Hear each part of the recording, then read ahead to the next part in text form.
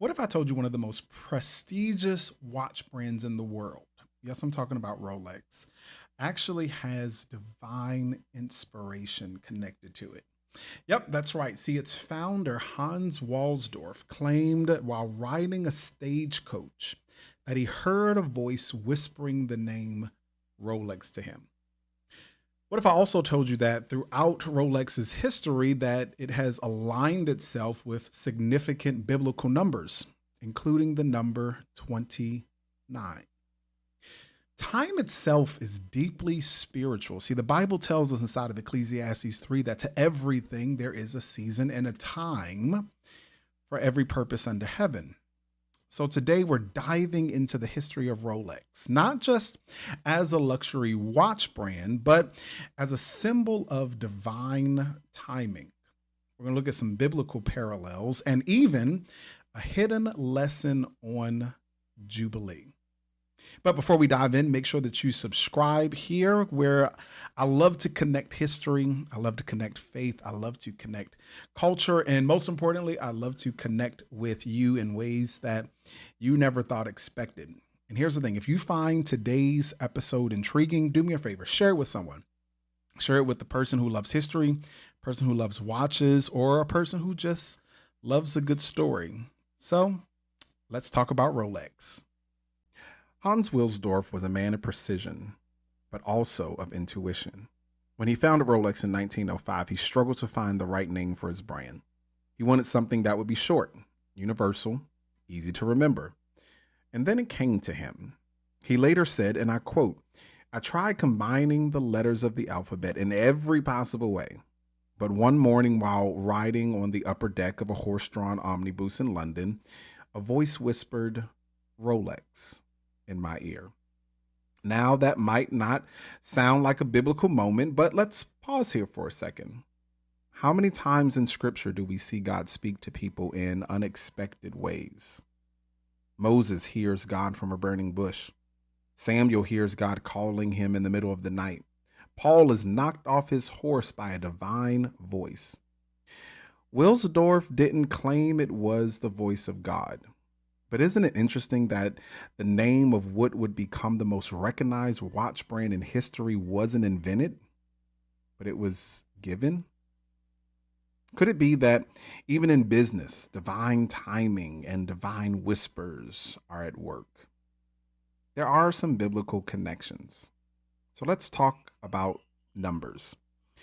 Rolex has a long history of watch releases, but one number keeps surfacing: 29. And in the Bible, 29 carries weight.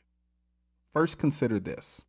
In the book of Jeremiah, the 29th chapter, verse 11, it says, "For I know the plans I have for you, declares the Lord. Plans to prosper you and not to harm you, plans to give you hope in a future." That's about divine timing, isn't it? King Hezekiah reigned for 29 years, a king known for restoring faith and cleansing the temple. Jesus is often believed to have begun his public ministry around the age of 29. Now check this out. Rolex has a few interesting connections to the number 29. The Rolex Datejust, one of the most iconic watches, was introduced in 1945, but it was the introduction of the quick set date feature in 1977 that allowed the watch's date to change instantly. Exactly 29 years later. The Rolex GMT Master II, known as the Pilot's Watch, was released in 1982, making a significant upgrade to the original GMT from 1954. 29 years apart. The Rolex Sky Dweller, a watch designed for world travelers, was released in 2012. 29 years after Rolex introduced the first two-time zone watch in 1983.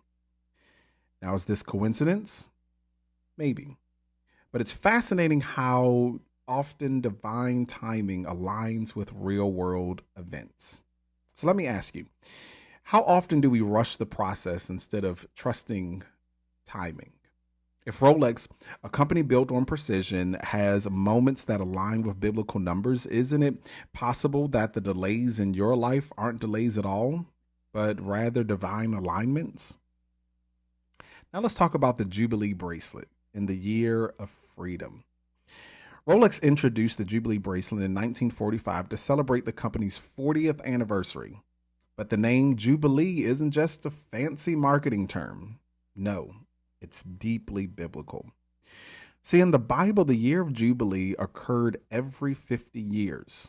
It was a time of restoration. Debts were forgiven, slaves were freed, and land was returned to its rightful owners. Look at Leviticus 25 and 10. Now think about this.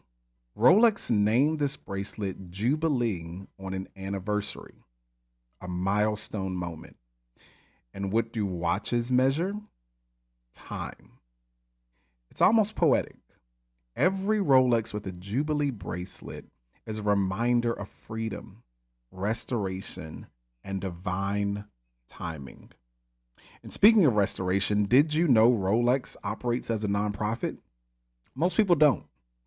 Unlike other luxury brands, Rolex is owned by the Hans Wilsdorf Foundation, a nonprofit organization that runs directly juxtaposed to charities that support education as well as scientific research. That's right. When you buy a Rolex, you're not just buying a status symbol. No, you're indirectly contributing to philanthropic work around the world. Now let's tie this back to the Bible. What does Jesus say in Matthew 6:19 through 20? Do not store up for yourselves treasures on earth, where moths and vermin destroy and where thieves break in and steal, but store up yourselves treasures in heaven. Rolex, in a way, operates by this principle.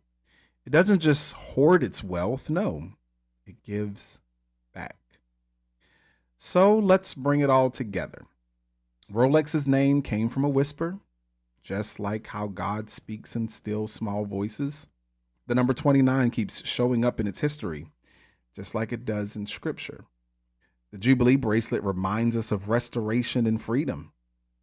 And at its core, Rolex is a giver, not just a taker. So here's my question for you. Are you trusting your divine timing? Are you listening for whispers instead of forcing your way? If this episode spoke to you, make sure you subscribe. Share it with someone who needs a reminder that timing, divine timing, is everything. And until next time, stay rooted, stay relevant, and remember, time is in God's hands.